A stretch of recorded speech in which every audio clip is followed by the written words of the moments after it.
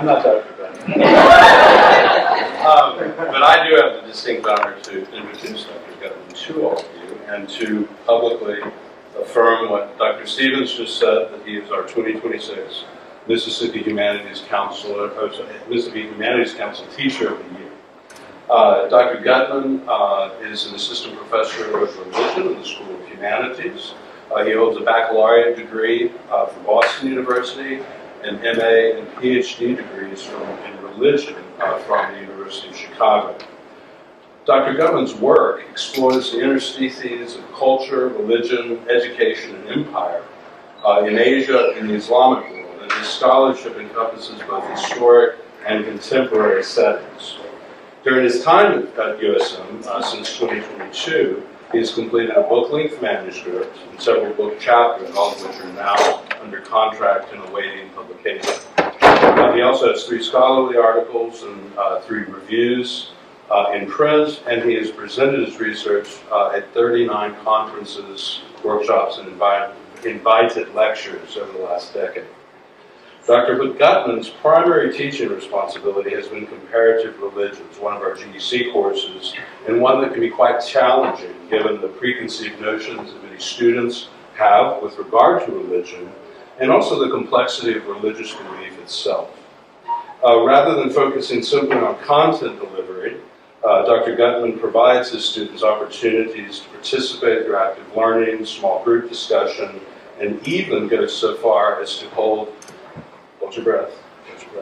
mid-semester evaluations, and he has changed his teaching strategies in response to those evaluations. That is great.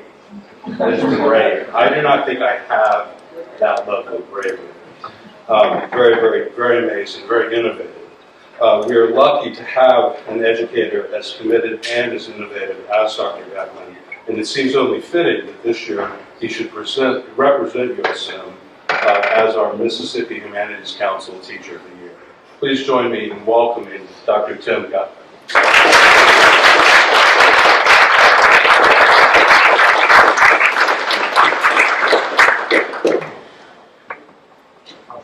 Thank you so very much, everyone. I have a blank screen. Please hold on for just 1 second.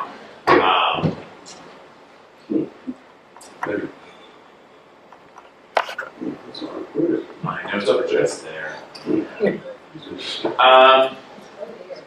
Yeah, we'll figure it out.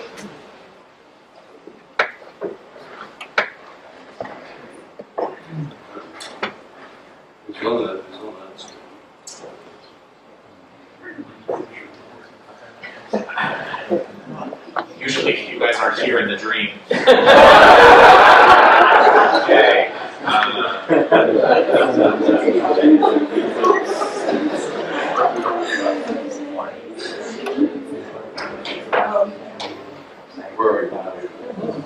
Yes.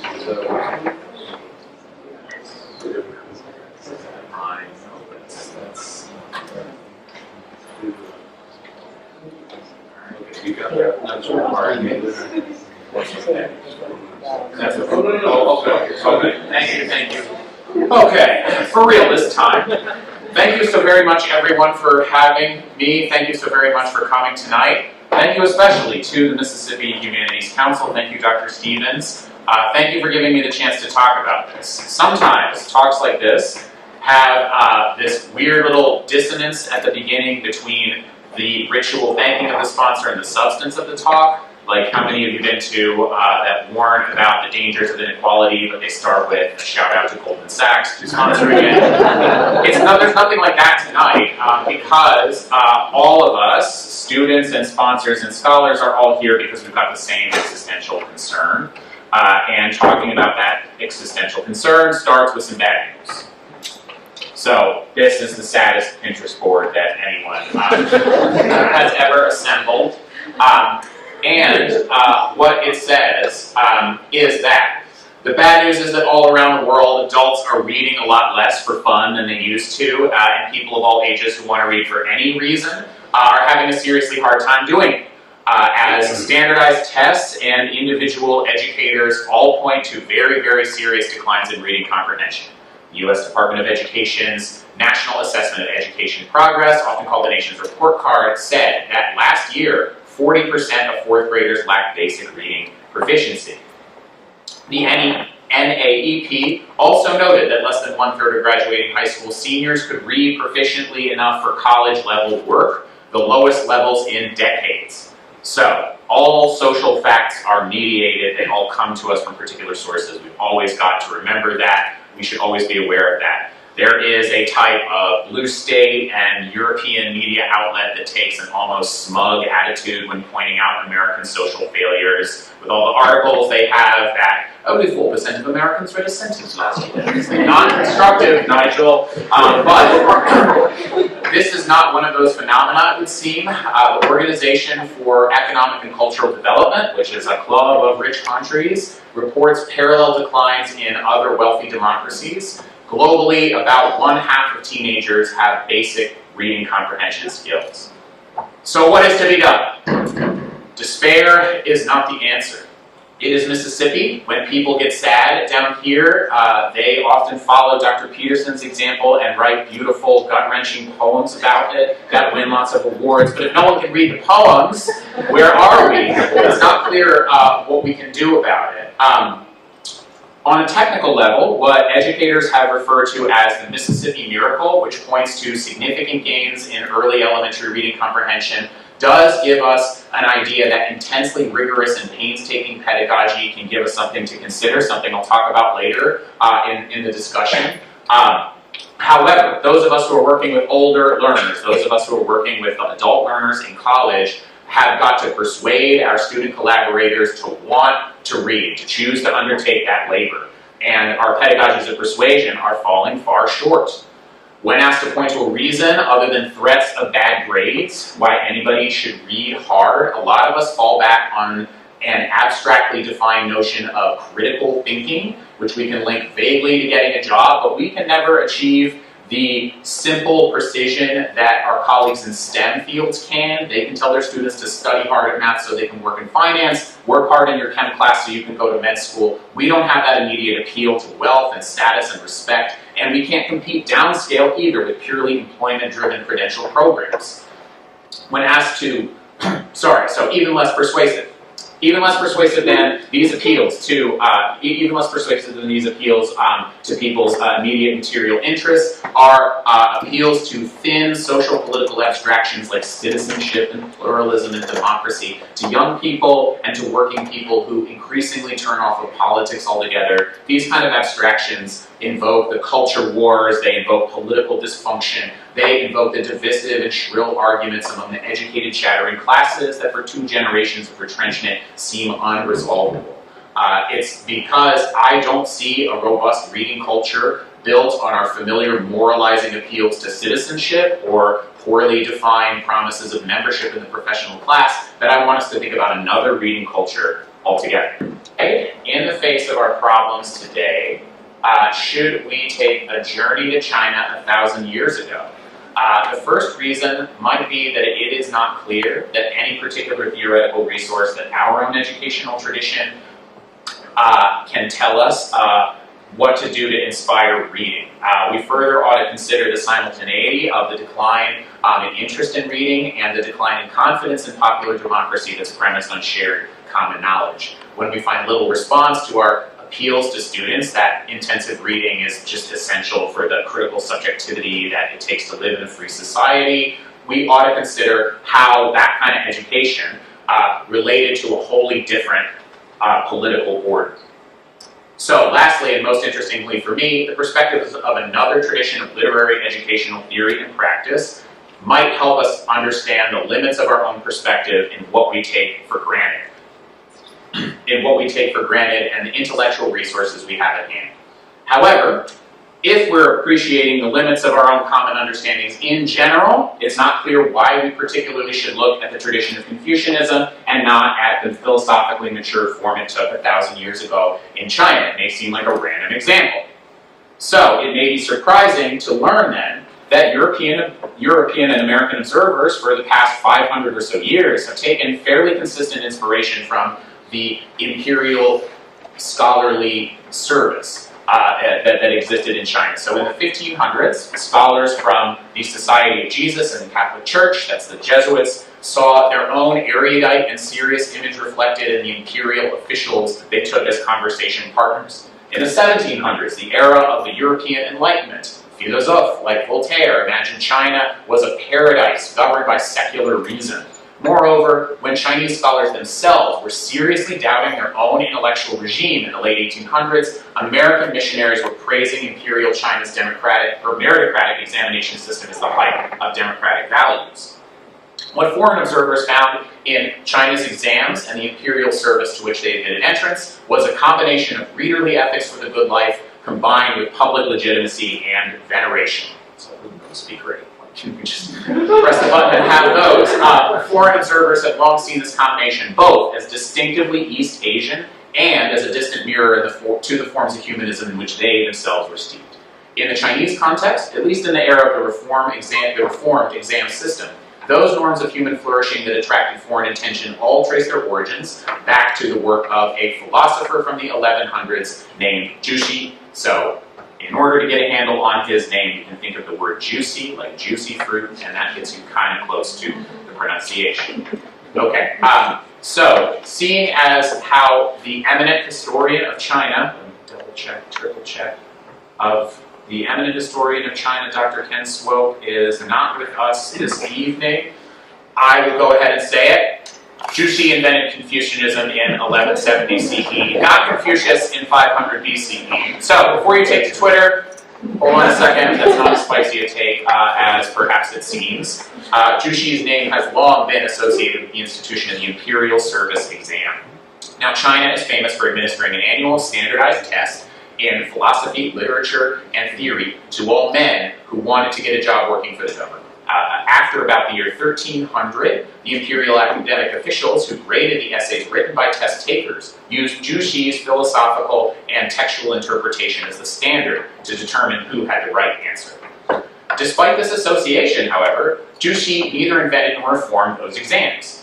It's not clear who came up with this idea. It's not clear who to blame for the idea of standardized tests. But Confucius, who lived about 2,500 years ago, said that the best way to govern a state was to elevate the virtuous and talented. Over the next millennium and a half or so, emperors in China would examine the writings of prospective officials, but this was more of a ceremonial formality than it was a substantive writerly exam. It wasn't quite a standardized test yet.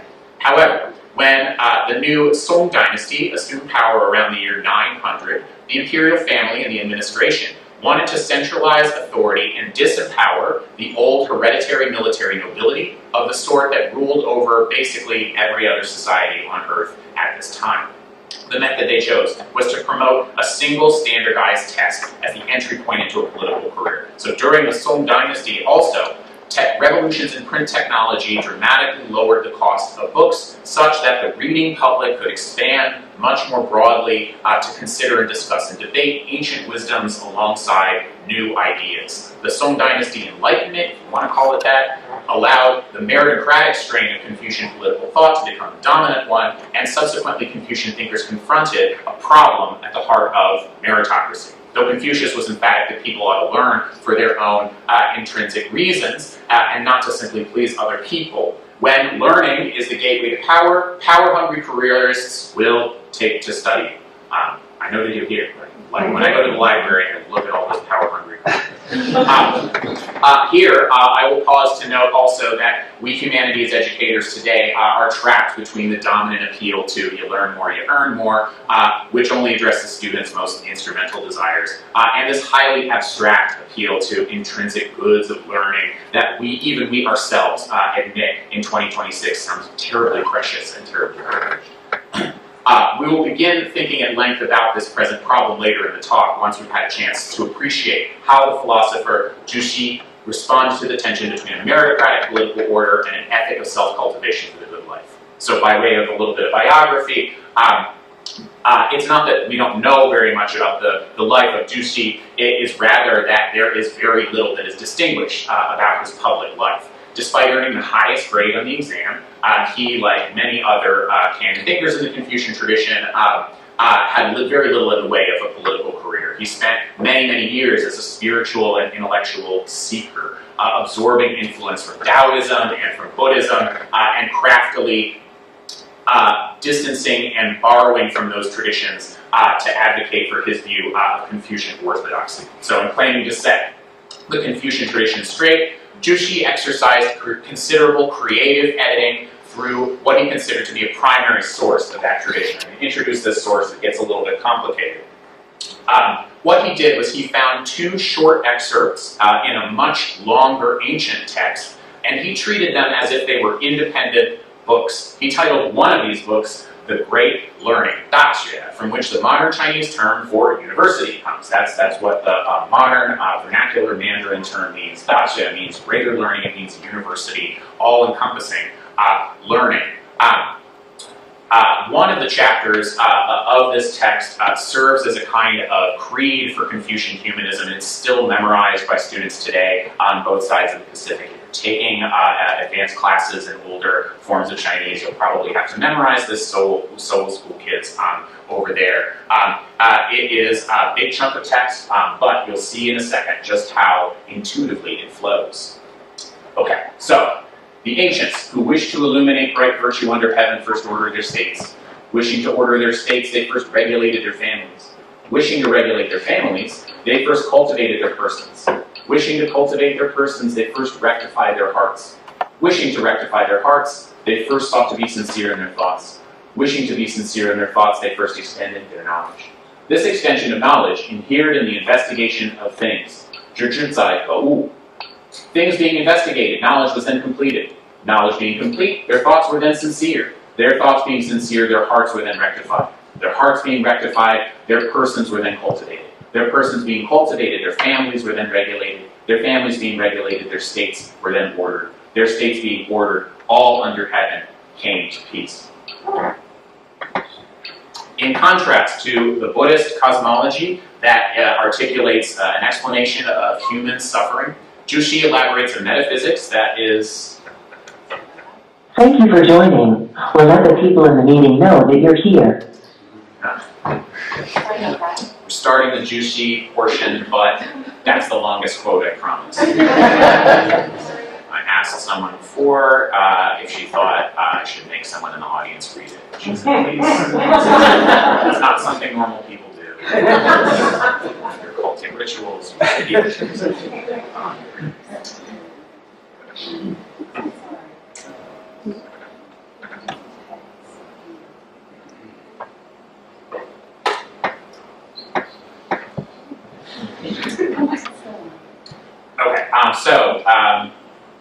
this is a very optimistic view. It starts with an outward radiation. It goes down to the center of one person, and then from a single person, from the inside of a single person, it radiates back outward. It's a beautiful Confucian image. So in contrast to Buddhist cosmology, for example, remember Jushi did a lot of dabbling in Buddhism before he claimed to entirely repudiate that tradition without any influence from it. If you know any great medieval men, this should sound familiar. That's usually a clue that he absorbs quite a lot, which indeed he does. In this Confucian ideal, humans have to discover the essential reality of the goodness of heaven and earth, and they should practice in their lives accordingly. It's important to note that what Jushi means by the investigation of things is self-directed textual studies. Okay, so Jushi's epistemology is recognizable to academic humanists today because of the idealism of autodidacticism. Jushi refers students not to the words of any teacher, but to self-reliance and disciplined academic rigor. So he says, for example, the first step of instruction in greater learning is to teach the student, whenever he encounters anything at all in the world, to build on what is already known to him of principle and to probe still further, seeking to reach the limit. So in Jushi's commentaries and in his philosophy, he specifies that it's critical reading, it's literary study that defines the empirical practice. It's not observation of nature. Jushi understands his audience as those who belong to a world with abundant literature, but not abundant, reliable guidance. So this is the Song environment. A lot of texts are circulating, but how hard is it to find somebody who knows what they're talking about? The harmonious order he envisions requires individuals to realize it within themselves and their readings, so that understanding could radiate outward to others. In his lifetime, Jushi saw little hint of the authority the late imperial state and society invested in him. This is one of his principal texts, the title of one of his principal texts, Juzi Lei. It translates to Master Ju's sayings classified. What it indicates is it doesn't come directly from his own writing, it's rather through the collective fellowship memory of his lectures and question and answer sessions with students. This pedagogical relationship also gives an educational model of the harmonious and interconnected world that he wants to realize.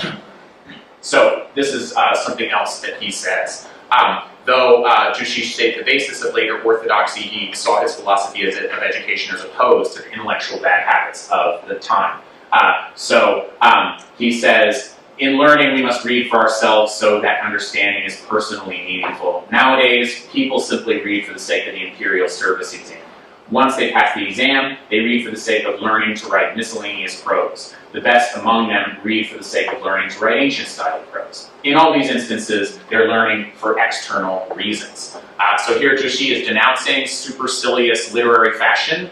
Sorry to the Center for Creative Writing. Alongside superficial rote learning. So sorry to the rest of us. This later category is often associated with the centralist careerism of the Northern Song reformers, while the former category is associated to the literati opposition to those centralizing reforms. So in all, what he's doing is he's rejecting partial visions of the Confucian tradition that exclude or undervalue self-cultivation for its own sake or socio-political commitment. So Jushi re-emphasizes that Daxue message, the message of the great learning, that the way students should maintain their connection to the literary canon is to put it into practice for themselves. As part of his movement for expansion and renewal of Confucian thought, Jushi became the canon for the exam system, even with his dissenting perspective from it.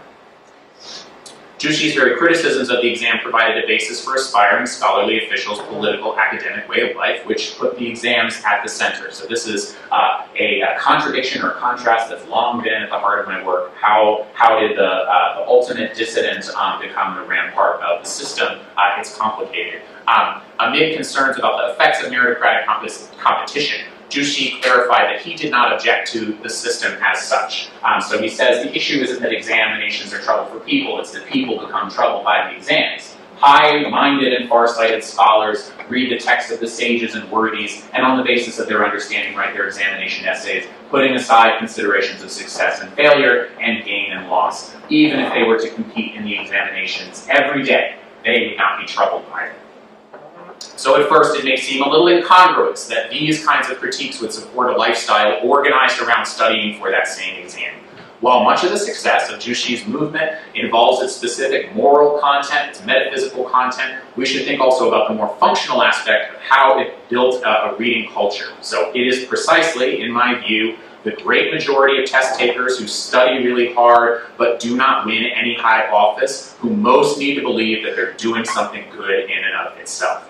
So such failed examinees, this is one of those East Asian Studies Conference take a shot anytime someone refers to failed examinees. That's, along with Sleepy Fishing Village. I don't know why, but to do that, it's just the rule. Such failed examinees could look to the very authorities of Jushi's canon, very few of whom ever earned the highest grades or gained the highest offices. Moreover, the way Jushi argued for the intrinsic goods of reading and studying proved to be a durable moral support for that exam system because he elaborated those values that people were supposed to take to heart. Just as the exam was premised on the idea that anyone could work hard and succeed, Jushi had an equally inclusive view of self-cultivation. So Jushi prescribes a regulated and meditative method for close reading as the basis of self-cultivation. He describes it like this. Generally in reading, students should keep to these three things. 1, read little but become intimately familiar with what you read. Do not scrutinize the text. 2, developing your own skewed views of it. 3, you should rather personally experience it over and over again and concentrate fully without following. Jushi's philosophy of, anyway, now comes the part where we need to do a little bit of Chinese vocabulary. There is going to be a quiz at the end. we need to refer to a few specific terms Jushi defines for later Chinese philosophy more broadly. Jushi uses the term close reading, dushufa, and he prescribes a particular syllabus in reading in life to train this ability. So it begins with something that he calls lesser learning, which includes concrete, practical subjects he believes most people find closest to hand, which, according to his Song Dynasty perspective, these would be ritual, martial arts, and art appreciation. So it's a pretty well-rounded person already. He argues that though some people will never rise above this level of lesser learning, any further learning requires a solid basis in it. As he says, lesser learning is the study of affairs, greater learning, there's that expression, 大学, is the study of the reasons behind affairs. Here, we can remember that when the greater learning, the greater learning is the title Jushi gave to that excerpt from that ancient text that was the manifesto of his movement. Dushufa follows a similarly hierarchical path from concrete to abstract, and it requires a similarly firm basis in simple comprehension for the sake of cumulative understanding. This practice of close reading limits the quantity students should read for the sake of solid reading. Lesser learning and the study of affairs are supposed to instill a spiritual disposition called jing, which, that's like jingle bells, which Daniel Gardner translates as reverential attentiveness. In addition, dushufa is a space for cultivation of unprejudiced openness to something that I could call a governing affective and intellectual psyche. There's that word, xin. You can pronounce this word like we pronounce the name of the American poet and philosopher Charlie Sheen. So xin, that's what that word means. This word xin combines the meaning of mind, it means heart, it means spirit, it means all of that. It's important to remember that in East Asian philosophy and religion, we don't have the view that René Descartes has, that the human mind exists separately from the physical world. We don't have Aristotle's concepts of separate levels of the soul, the vegetable, animal, and rational. We don't have any of that. Xin is rather responsible for all of the higher order mental and emotional stuff. In learning for themselves, Jushi students instill the order of dushufa to cultivate at a critical and a receptive xin. In Jushi's view of reading, which I think shares much in common with the kind of humanities teaching many of us try to do, the goal is for people to be able to tune their xin to be in resonance with others. At first, Jushi explains, beneficial reading requires still and attentive xin. In reading, you must keep your xin glued to the text. Only when each sentence and each character fall into place can you begin to deliberate beneficially. In general, students must collect their xin so that they are still and pure. In everyday life, in times both of tranquility and activity, students don't become reckless or confused. Only then will they have the understand the text in all of its fine detail. Reading like this, they'll get the essentials. Further in the process, Jushi explains that the standard he uses to judge whether a reader comprehends the text is, and here's the quote, in reading, we first need to become familiar with the text so that all its words seem to come from our own mouths. We should continue to reflect on it so that its ideas come from our own xin. Ideal readers have such unbiased xin that they can take the sagely examples of virtue expressed in the canonized literary forms into their own minds and into their own ways of life. In this way, the sacred literature furnishes the stuff out of which people can fashion themselves through xin. Jushi's account of dushufa, in this account, seekers can affect the ultimate radiation of goodness that we see from daxue, which is universal peace, by becoming of one consistency with the ancient records that they absorb. Here, Jushi's aim his aim is at complete receptivity, universalism, even homogenization wouldn't be too far. This forms one movement in his metaphysics of self-cultivation. So I want to conclude this discussion of Jushi by talking about two features of this philosophy of learning that are very striking because of how clearly they anticipate humanities, academia, how we are both informed by and developed from the liberal tradition more broadly in the background. The first of these features is Jushi's belief that anyone is capable of the highest learning. Because of his beliefs in universal principles that anyone can find by using their xin, Jushi argues that in theory, any person with enough discipline and the correct methods can learn at the highest and deepest levels. He believes anyone can become a sage, just like the ancient sage Confucius. And here's what he says, in studying, you must think how to transcend the common and enter sagehood. How can we be an ordinary villager yesterday and today become a sage? We must uplift ourselves, and then we will start to make progress. The second feature of Jushi's program that resounds so strongly with the academic humanism that calls to us today is his belief that teachers can't simply transmit the way. Students have to experience it for themselves. In its complete form, Jushi's philosophy of education is based on a double movement. It's basically based on a movement between universal objects of knowledge and particular investigations of that knowledge. Jushi maintains a skepticism of direct instruction to passive students. Like proponents of active learning in later centuries, the Song Dynasty thinker doubted that students who did not realize the messages and ideas of what they learned themselves would be able to be helped simply by being instructed. So along with the historical particulars, here's something he further says. People these days talk about true goodness the way they talk about candy. Everyone says it's sweet, but those who have never eaten it don't know what sweetness tastes like. Sages never divulge too much. Students need to experience it for themselves. Along with the particulars, the historical particulars of Song context, like increasing print production and expansion of the scholarly class, there's also the example of the Confucian tradition itself. The ancient sources were written down as classroom dialogues. That's what Confucius's text is, basically. These were canonized by Master Zhu, as well as his own text, and what these feature is a community of seekers taking part in mutual questioning. It's a very active learning process. They do think, pair, share, and then they go to the teacher, and they're really sad afterwards. So in other words, it's basically everything that happens in the LAV all day. Often the masters will give different answers to similar questions from different conversation partners. They address the particular needs of the person that they're talking to. That's always been the canonical account of why Confucius is inconsistent, why Jushi is inconsistent, why Mengzi is inconsistent. They're all inconsistent, and there's a canonical answer for it. They're talking to people about what it is that they need. Jushi also stresses the activity of critical investigation.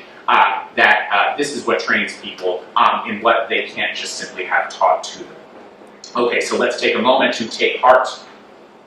As academic humanists confronting the reading crisis of the 2000s, I see Jushi's thought as a unique binding of goals that our profession in particular seeks. So these would include the magnitude of our work described in the Neo-Confucian Catechism of the Great Learning. Jushi is also emphatically clear that self-directed reading offers moral rewards beyond success or failure. So I incidentally find Jushi's vision to that effect a lot more mature and a lot more persuasive than Epicurus's idea that a philosophically reflective person is happy even while being tortured.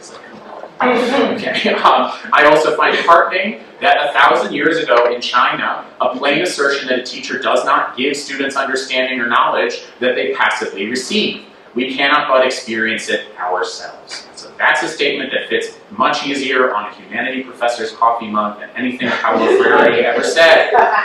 If anyone's read Confucian texts, you know that with great optimism about the human condition also comes stern admonition.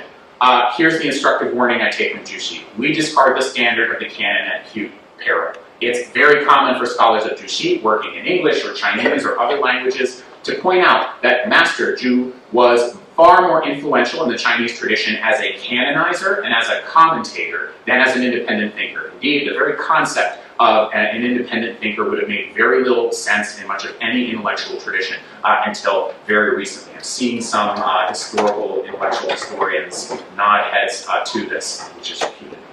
Just did that. Jushi carefully specified also the order of precedence in the Confucian syllabus. He schematizes his philosophy as the progression from lesser studies to greater studies, texts in the canon. The aim in all is clear: intimate investigation of affairs leads students to the reasons behind affairs, and that leads them to discern the stable pattern in the ever-flowing qi. So you can think of it's a lot of the East Asian art images I put up there. If you think of the solid mountain and the flowing qi that's around the mountain, this is the stable pattern amidst the flux of events. That's what he's going for. This is only something he can communicate about, however, with specific reference to the specific body of social knowledge that bound together those who aspired to the role of scholar official and who lived in that literati culture. The historian Benjamin Ellman remarks that Imperial China experienced much less cultural tumult and social insecurity during dynastic changes that occurred after Jushi compared with before.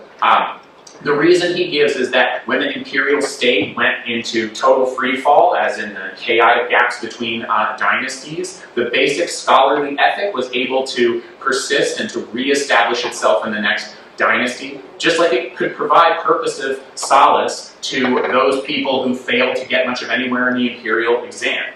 So neither the imperial service nor East Asian societies could have had this degree of stability without the persistence of the canon to connect both to the ancient past and to other imperial dynasties. So the importance of the canon is also coming through the extended conversation about the humanities in the K-12 context, which is sometimes called the reading wars. So I do understand that in slideshow language, when it's time to talk about the K-12 context or the reading wars, what you need to do is show an image of demographically representative children, at least one of whom has a raised hand. But I feel like that's a little bit, I don't know why that specifically gives me the ick. Perhaps because our real purposes are polemical. Like I'm being polemical right now, the people I'm talking about are being polemical and using images of innocent children, like don't fail the innocent children, other team. Seems a little bit so I'm just going to give you some images of books. My students don't need to worry though. These are fresh images of books. These are not the images of books I use for other reasons, other common reasons in class. So, okay, the term reading wars is telling not only about the immense pressure brought on all discussions of education in U.S. society, by the assumption that school is the singular policy intervention to simultaneously affect equity and meritocracy to the maximum extent liberal principles allow. As a result, the reading wars are aptly named because of the force of partisanship among the different arguing sides. So here I want to focus on the work of the journalist and commentator Natalie Wexler, because her work on what she calls the science of reading in K-12, especially elementary school, this is most of what she's working on. It connects very well, it resonates very well with my own experiences in the college classroom. So I am struck by the force of particular arguments of hers also because we disagree on everything else. We can seem to approach questions of political economy inside and outside of the school system from entirely opposite perspectives, which isn't important here. I want to stress that I agree that Wexler's findings suggest that all of us in this room tonight are facing the same obstacles, no matter what side of the argument about institutional reform we are on. Whether we are partisans of the working class and the family of all humankind, or whether, on the other hand, we subscribe to the opposing philosophy that rhymes with neoliberalism. It's not important. It's not important. It's neither here nor there. What does Wexler find that I think is so important? Wexler argues that the youngest students' reading comprehension abilities and all people's interest in reading have been badly harmed by well-hearted but intellectually compromised pedagogy. So she insists that the solution to cultivating reading skills early is an intensive, purely phonics-based method of instruction. So what I know about that assertion is that it is controversial enough to be the beginning of a very forceful confrontation. I know also that there are many people in this room tonight who know that literature way better than I do. Wexler's second assertion is more to my point because it can compare and contrast with imperial Chinese and American academic traditions. Wexler sees that although few teachers in any subject would profess indifference to what material their students read, she believes that the content of effectively all instruction that involves reading has been grossly impoverished. Along with the academic literary critics like E.D. Hirsch, Wexler points to the voiding of the idea of common knowledge, of background, and of context. Here's something she says. She says, "It is not so much that particular bits of information are vital in and of themselves, although some certainly are. It's more that people need to have enough facts in their heads to have what one commentator has called a knowledge party." It's a knowledge party, a bunch of accumulated associations that will enable them to absorb, retain, and analyze. So Wexler convincingly argues, for me, that students cannot easily focus content-independent skills on reading materials with discontinuous subjects that are not treated as having any greater curricular value than any other subjects. Students will have, furthermore, little way to pursue their curiosity about the world without any organized instruction in content beyond drilling for simple choice questions and short passages on any random topic. My work on Confucian traditions suggests Wexler's critique of how critical thinking has become a free-floating signifier in pedagogy speak for a process that's totally removed from particular questions and disciplines and archives. So I would second her observation that skipping a step of knowledge building doesn't work. The ability to think critically, like the ability to understand what you read, can't be taught directly in the abstract. It's inextricably linked to how much knowledge you have about the situation at hand. For Jushi, students' critical judgment only flows the more intensively they engage with the canon and recognize its distinctive patterns, or it only grows, rather. Their knowledge only grows with the extent that they can engage with the source material, and their faculty for critical thinking only gains concomitantly. With Jushi, for Jushi and generations of Confucian educators, scholarly socialization can only take place on the shared common grounds of the text. Jushi was clear and forceful in arguing that Confucian syllabus, beginning in the Great Learning Text, moving to encompass another doctrinal excerpt after that, then the two great dialogues of Confucius and his successor Mencius, and then it went on to encompass classical Chinese literature. Over generations, Confucian educators were able to adapt primers and historical literature to help elementary students, as well as to guide later archival research. It's the Confucian example, then, that inspires me to go beyond Wexler and Hirsch and argue that content-rich pedagogy in K-12 ought to point students to a canon in the humanities.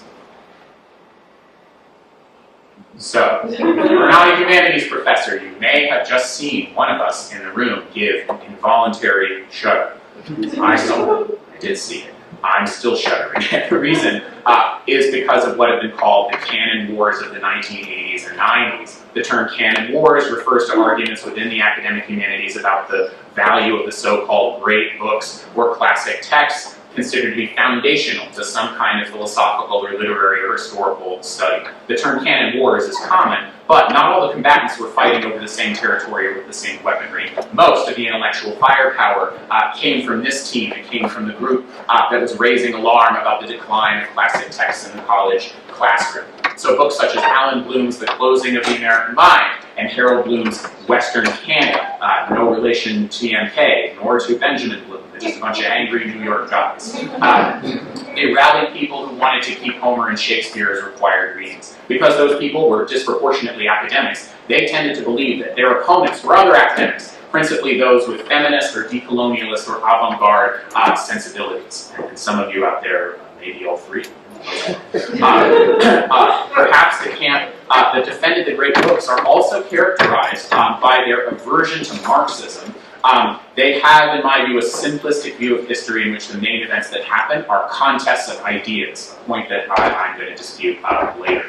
For the moment, I want to just lament the judgmental vehemence of the canon defenders on one side, and the failure of progressive area studies and comparative studies educators on my side to put forward a reformist alternative canon, a counter canon, or indeed a tenable, inclusive, and ambitious alternative to the whole idea of the canon. That was a huge missed opportunity. So as we near the conclusion, I can take from points of view of different reading cultures to describe some thoughts for a canon. I want to illustrate its importance. Firstly, canons ought to bring people together to affirm and to argue over each other's opinionated judgments in shared substantive grounds. Inspired by the Confucian example, I can put forward one criterion for deciding whether a particular source ought to be included in the canon. The criterion is that it connects readers to the real worlds of other people in different times and places, reflecting those people's own temporal and infinite concerns. So let that sink in. I will give you a chance to appreciate the fact that I have just solved all of our problems. So you can. Okay, but seriously, that's the one criterion. I'll expand just a little bit on it later. I am sure that many of the humanistic minds gathered here have much more nutritive and challenging thoughts on the canon. One reason I think the way I do is that about a canon is that I think it ought to act as a disciplinary educational counter-move against a media and content culture that promotes alienation and solipsism in order to sell to ever smaller niches. Because this capitalist institutional tendency has already fragmented academic institutions into hyper-specialized micropolities, I think humanities faculty are not the natural leaders of a movement to promote content-rich pedagogy. To imagine just the example of the state of Mississippi, I see our role as one of supporting our colleagues in K-12 to push for more substance and greater commonality across language arts and social studies, both so teachers do not need to work alone to develop primary source lesson plans, and so the cohorts of students will have more reading and reading-supported knowledge in common with each other.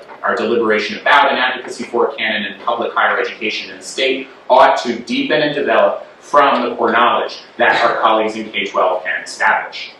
Okay, an obstacle many of us will be thinking about is that a standard canon in higher ed would necessarily involve fights over K-12 curriculum that are as extreme and unproductive as those that have divided PTAs and school boards nationwide for decades. This may be unavoidable. If you're a humanities academic, you might be thinking, correctly, in my view, that the majority of people in this state, and probably in all states, approach questions about historical truth or artistic merit with views that are diametrically opposed to our own. So this is a likely state of affairs. In it, I have two counsels. One of those is to think beyond the canon wars and realize that the biggest obstacle to our educational goals, it isn't scholars of a different persuasion. It's phones, dog. Like, it's phones. It really is phones. I'm using the term phones as a flippant shorthand for the nihilistic entropy of the amoral unreality and unslakable craving that we see lighting up our students' faces, the glow of those screens that takes in their eyes, that takes in their stares. That's where the enemy lies. So I don't think that which of our views prevails in a particular curriculum or in a school or in a state is nearly so important as coming up with something a critical mass of readers want to engage with in the first place. The second counsel will be to focus a canon on sources that connect with people in deeper human dimensions, just in those accessed in the expression of a simple message. So to take one example, I've got two colloquians here. Thanks so very much for taking the time. Two of my colloquium students, they're part of a colloquium that's reading Cormac McCarthy's All the Pretty Horses. This text alongside, sorry, I missed the entire, it's because you're in my blind spot. Here, my title prompty thing is, so because all of my colloquium has let's consider the example of All the Pretty Horses. I think this book and another example, Ayn Rand's Atlas Shrugged, express related ideological viewpoints that I don't happen to share. The difference between them would be that McCarthy reaches depths of beauty and humanity that Rand doesn't. So maybe you agree with me, maybe you don't. What I'm suggesting is the exercise, not the outcome. Try it, especially with those favorite books of yours by people you might disagree with. Although it is hard to overlook the agendas of academics involved in the canon wars, to say nothing of those culture wars, shared commitment to reading can overcome incidental ideologies. So it's worth remembering that all of those critical voices who opposed the Bloom Boys, all of them had more or less exactly the same Eurocentric Sophocles to Philip Roth, great white dead guy education that they supported. Similarly, I kind of rather perversely perhaps take heart in the fact that for the past 10 years, the entire cultural educational establishment has aggressively pushed a revisionist vision of history and literature that has been resoundingly and overwhelmingly rejected by all of the rest of society. Whatever you think of either of those outcomes, I think they show that the examined life is grander and more chaotic than can be dictated by a narrow agenda. One of the best things about sharing a canon with others cultivated in the arts of reading is that you can appreciate we're not alone in confronting our problems. One of the best things about studying a canon of another culture is that we can appreciate, contrary to the assertion of those partisans of Eurocentrism from the canon wars, our society is not alone in developing a practice for the care of the critical mind. So I want to finish a talk full of admonitions with an encouragement from the thought of Juche in the Confucian tradition. One of the ancient masters in the Confucian tradition famously said that to study and learn is to recover the lost scene. Juche explains what this means. There's just one human scene, but we have to keep in mind that it waxes and wanes between heavenly principle and human desire. For thousands of years past and the thousands of years to come, it is this one mind heart alone that constantly operates in tandem with heaven and earth. When you read for your own sake, then you have to test what you read against your own scene, understanding that what the sages and worthies say today is no different from your scene today. This is the right practice. Reading is hard work, but it's work for the soul. It is work that people do for their own sakes, but it never has to be done alone. So let's all come together and let's talk about it in the Q&A. Thank you so very much for having me.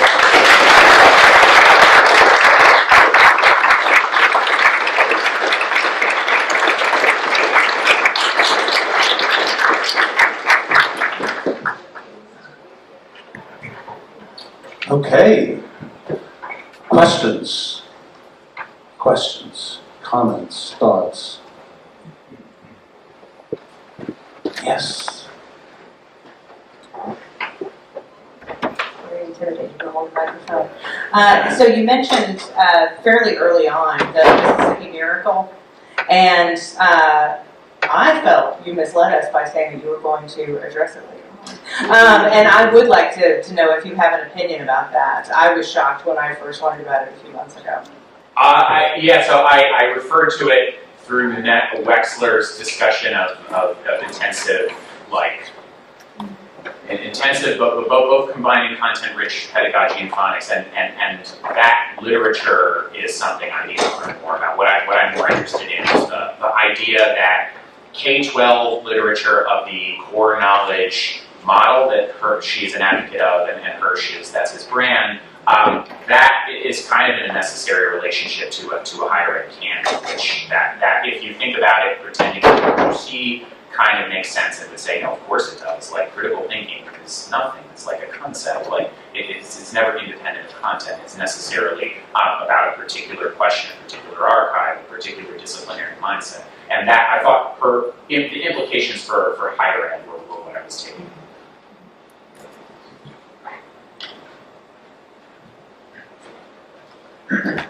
Great talk, Dr. Goodman. Thank you. And congratulations, obviously. Yeah.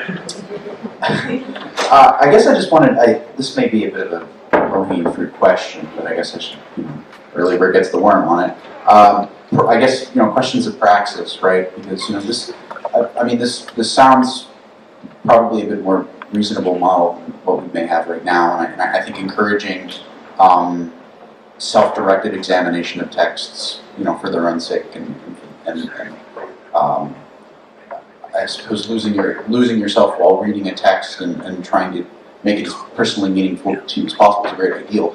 How would you suggest, if you have any suggestions, how we might implement this Neo-Confucian philosophy in actual schools? I guess.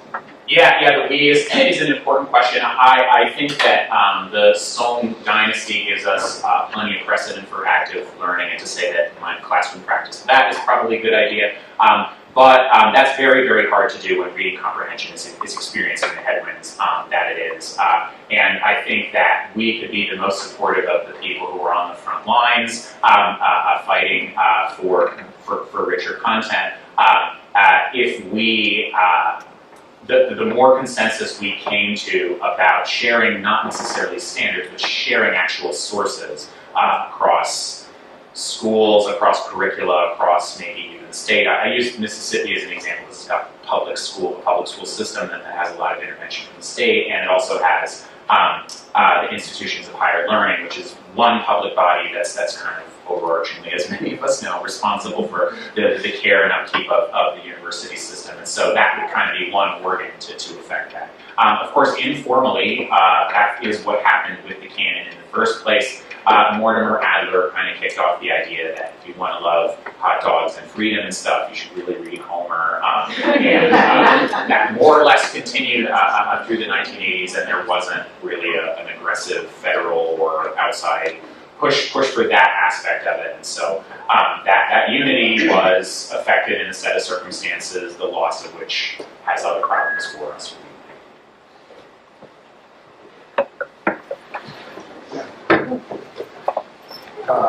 Curious as to what your thoughts may be, since you mentioned the phone dog. Yeah. I'm dealing with that with my two grandsons. They're just kind of oblivious to everything beyond their phone. So, we got this process in Australia going on, and they're going to test it for a year, and they're talking about taking away phones here in classrooms. I just that's a little maybe basic or plebeian for where your lecture comes from, but maybe you have an opinion on that. And secondarily, I wanted to let you know that I understood every single word you said. So thank you very much for that. Take note. Good take note. Thank you so very much. Yeah, what to do about the phones? So let me take the imperial and Chinese communist strategy. More regulation is better. Like keep them as much out of wherever space. I think the K-12 case is probably pretty clear that if you can, the closer you can get to a phone-free K-12 institution, the better it will be. I think also, I'll point to another great figure who's wrong about everything, Jonathan Haidt. He's like phones, dog. And so I'm like, okay, you and I are on this one thing. Isn't it kind of noteworthy that people who literally cannot agree on anything else are saying, this is a really, really big problem for developing minds for younger people. In the college classroom, I am currently begging for money from various bodies to pilot a program on the mindful use of technology that I hope is going to be informed by a number of East Asian traditions. They're already doing this stuff at a number of other institutions. There's hopefully going to be a panel on this at this year's AAR, American Academy of Religion. And what I want to do is not only like think about what is a workable tech regime for adult learners who can't be like punished the way we punish younger people, but also to get at where students are coming from, thinking about the role that the screen and AI plays in their lives. Polling indicates that the general population does not have the irrational exuberance that the professional class has about AI. Like, they're not jumping on tables with their iWatch and their type of t-shirt saying, "This is going to rebel to dynamite." This doesn't seem to indicates it indicates some pretty nuanced opinions. People have some pretty big concerns, and as the college student population increasingly resembles the general population, I think we should look and we should ask it and see, how do you feel? How do you feel when you put the thing down? Do you feel worse? Do you feel better? There are all kinds of resources, especially East Asian philosophies and religions have to think about mindfulness and our relationship with tech, which, to any generous funders in the room, it's going to be my next begging time. Well, I have one from the Teams audience, and incidentally, we have about 70 people in this room, and we have about 70 people on Teams. So, Wow. Very well done. My apologies for the volume issues that we have. Twice as sweaty. The question is, does this lecture that you've given us, does it suggest that people who cannot read cannot develop a philosophical base? Yeah, this is a really, really good question. Jushi says yes. That's where he's coming from. But Wu is a little bit difficult to talk because people often translate it with an empirical kind of language that makes it sound like you sort of sit and watch nature. And Jushi was at one time in his life kind of taken with that and saying that ought to be enough. That there are great medieval thinkers who used to think that too. Like if you look hard enough, you can prove that God exists the way that Aquinas does. Like it just depends on how widely you sit, because the universe is a beautifully logical and regular and consistent thing. And Jushi was at that point in his life under that view. Later in his more mature forms, he would say basically, no, what empiricism means is reading. It means reading the text. So he would say no. As to what does a life look like without letters, this is a really, really interesting philosophical and religious question, but we would have to read about it. Anthropology deals with this a lot. There are a lot of different great books that I encountered during my preliminary exam study that talk about the transition from morality to literacy and the complexity that this represents in different spaces in the world. And those would be interesting places to look. But like I say, like you kind of got to read it out. So, it's sort of fun. So this brings to mind the question of, for me, particularly when we talk about canons, the issue of authority, right? So and particularly Zhu Xi talks about that in the quotes that you use, the reading process is literally absorbing the text until it becomes your own thoughts. Yep. Which is one of the problems during the canon wars that we had with the canon, right? This assumption that by teaching these things, we are saying these are the best or only ways you can think, or this is what qualifies as good literature, and things that fall outside of this, for instance, things in dialect or things that are coming from different kinds of authors are somehow less authoritative or less creative or less essential. And I also, I mean, we were both trained at the same school, yes. So I remember the sort of importance of that core canon that I was also taught when I was young, and I often am actually very sad when my students don't know what I'm talking about when I'm talking about Dante or Homer, right? And yet I also worry about assigning texts for my students that are like, this is the authoritative text and you're going to listen to it because I'm assigning it. And I hate that part of the classroom. Yeah. So how do you deal with that with your promotion of a canon? Yeah, I don't have the fullest. This is a great question. What does the canon imply? What does it mean if we have one? What does that mean for humanity that is not covered in the humanities? I can take a really easy answer and say the Bloom boys had far too narrow of a view, and one would be what probably they would have considered to be insufferably woke, but what a lot of people today might consider to be totally reactionary because it's got Zhu Xi and not some more avant-garde sources. But the cheap answer to a deep question I could give is it's just got to be something, and that the canon itself really doesn't limit us to the extent that canon critics had feared. I feel I think it's noteworthy that like everybody who opposed the Blooms had a Bloom-esque education. You can think more broadly in U.S. society, like everybody, the generation that voted for civil rights and made it a social reality had the most racist education ever.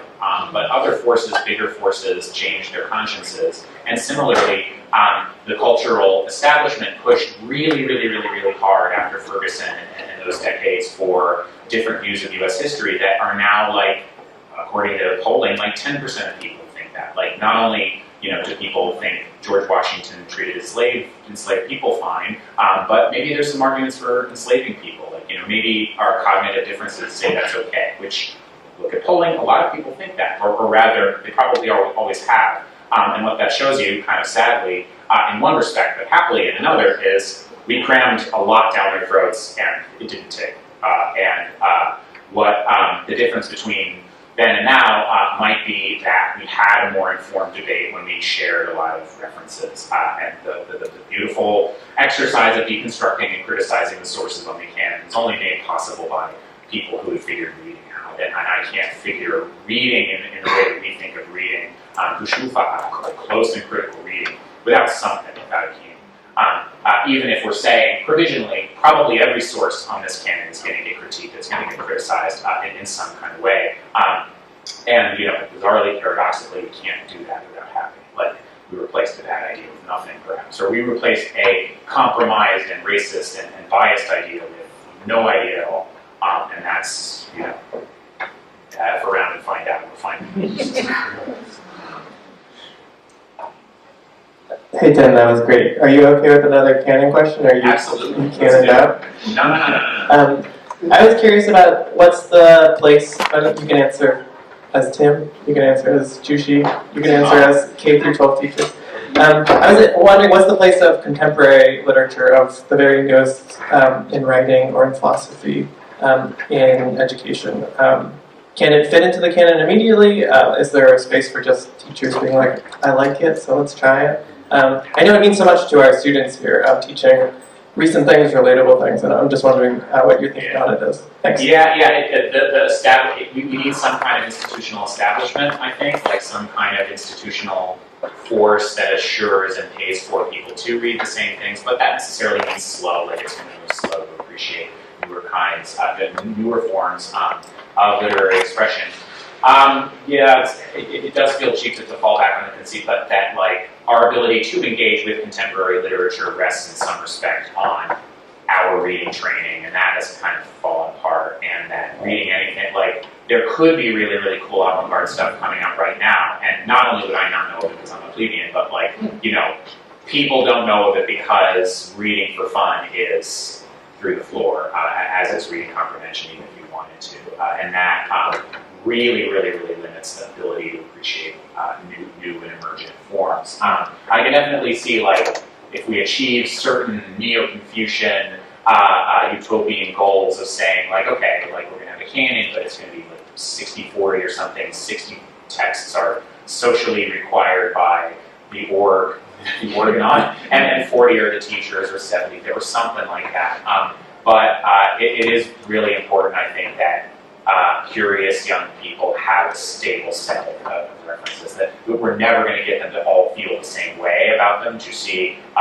was historically totally wrong and inspiring long-term affirmation of his actual philosophy as such. That's had a relatively short-lived life in China, but the canon lasted forever, and people came out of that canon who disagreed 100% and 180 degrees with Juicy.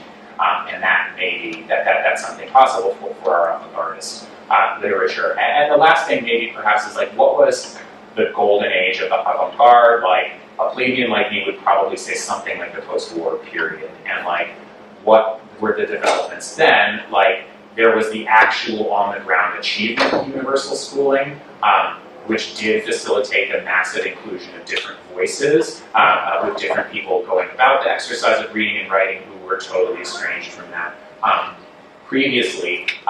It was, but it was also an age of the strictest canons there have ever been. So like that combination of factors did certain things. We can't replicate it. Maybe we can't get some things, but maybe we can do something else. Tim, thanks for the talk, really enjoyed it. My question is concerning, also sort of concerning canon, in the political climate of culture wars.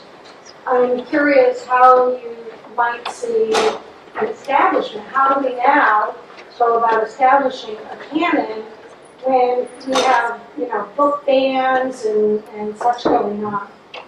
Yeah, I would say just something's better than nothing, and we should take counsel that. So I did a thought. So Texas, for example, is pushing for a consistent content-rich pedagogy in K-12 with phonics resources, affecting way more standardization in the early elementary phase. Their justification for this is the reading wars, and the drop-off in reading comprehension and so on. And I was thinking through this, I was thinking, okay, so this is the Texas state government. They don't do anything without aggressively pushing a very, very particular brand of culture. There's a lot of everything they do, like certain other state governments, has an element of partisan showmanship where it's kind of not even about the thing anymore. It's just about getting clicks and furthering the presidential ambitions of certain people. But if what that results in is more capable readers showing up at the University of Texas, they're presumably going to there encounter historians who are going to deconstruct everything they've been told in school. And those historians will be able to do that because they'll be able to actually read the primary sources and see, like, well, the Confederacy was in fact white supremacist. It's not, sorry.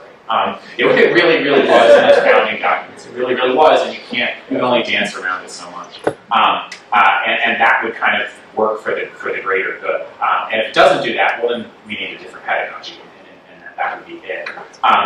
Which maybe it may be too much. I might be underrating the role that education has in the Overton window and socializing people and normalizing certain views. But I would have to think that any losses of perspective would be far outstripped by gains in comprehension and readiness on the part of students. And if we can argue about that from a data-driven and objective kind of, as objective as possible way, then we're having a good argument. Or maybe even having a good faith argument with people who want to assign whatever the bad thing we're all thinking about is. So that would be it. Thank you. Okay, two more, and we're going to go to the reception. So Tim, I really want to believe this works. Thank you. All right, So I go places all the time, and people come up to me and they say, I love history, I read history. And they do. They've read dozens of books about history, and they know tons of things about history that I don't know about. And they have absolutely nothing interesting to say.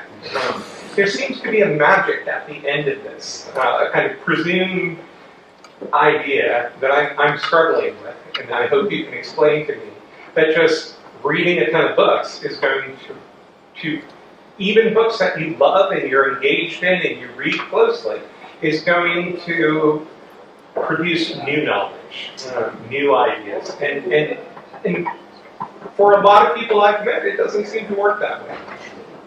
Well, I'm not a historian. I'm at best a history dad, so my history thoughts would be limited there, which is history. It is just different. I was thinking in the revision of the talk that all the primary sources I happened upon come from 2 out of 3 programs in the School of Humanities. They tend to be lit in philosophy and religion and not historical primary sources, which might present a different challenge. As to creation of new knowledge, contributing originally to knowledge, as the statement of a PhD ought to be. I'm not sure about that, but I would think it would depend to a certain extent on a store of shared historical knowledge. Hirsch he's a literary critic, but some of his biggest defenders are historians who are worried about the relationship between core knowledge and comprehension of historical primary sources. In terms of starting a conversation, like you did mention, like there are a ton of people who they've read a ton and they are just, to my eyes, the most banal human beings. Like, they're nothing for your knowledge, I find myself saying. How often do I say that? That I think owes a lot to the fragmentary and hyper-specialized nature of academic learning that we have now, as well as to the hyper-fragmentation of the content creation marketplace that is really, really, really pushing outward and not gathering back in. What is it like to have a shared conversation sustained through shared interest and shared engagement with historical sources? I can perhaps point to a fiddler who's on a roof. It is tradition. It is tradition. That's what we often describe as a tradition. Those arguments extended through time by particular people who are sharing the same sources. And the Confucians hated each other and were bored by each other as much as Christian scholastics or Islamic ulama or any other scholarly culture of American academics. But they were able to sustain something, and they were able to do it through a voluntary commitment to a particular ethic that was undergirded by a shared social reading experience. Thank you. That was a good talk. I want to go back to phones.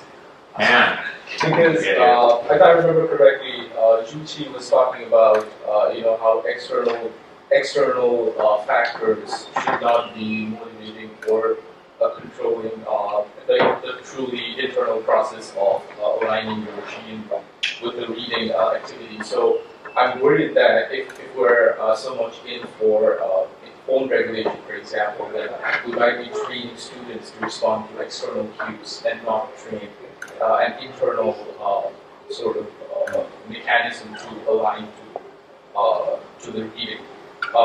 More generally, I think it's a harder problem to ask how we can access it and start to intrinsically generate motivation to read and that. Yeah, definitely. We need a counter soul craft. It's good that it's the last question because I would otherwise be canceled for what I think about. I mean, we need a spiritual warfare against the trillionaire lizard men. Because they haven't tapped into something within us that just constantly craves this thing outside that neither contributes to our knowledge nor enriches us as human beings nor connects us to other beings with bodies and souls. And it's doing it specifically through the simulacrum of all those things. And the smartest guys in the world in Roswell invented the atom bomb during the war, and the smartest guys in the world now are in San Francisco conspiring to take more of our time, and we must fight somehow, some way. We must fight the battle that when you have a tech bro who goes on a podcast and says, "Oh yeah, I don't let my kids touch a screen." Well, gee, why ever would that be? It's got to be something, and ideally it does come to like we ought to realize something about the human soul and its replicability. What does a fake spiritual experience look like? What does a fake social experience look like? What is the false consciousness in Marxist terms that is being inculcated in us through this stuff? Stuff. Anyway. Okay, well, that was great. Let's give Dr.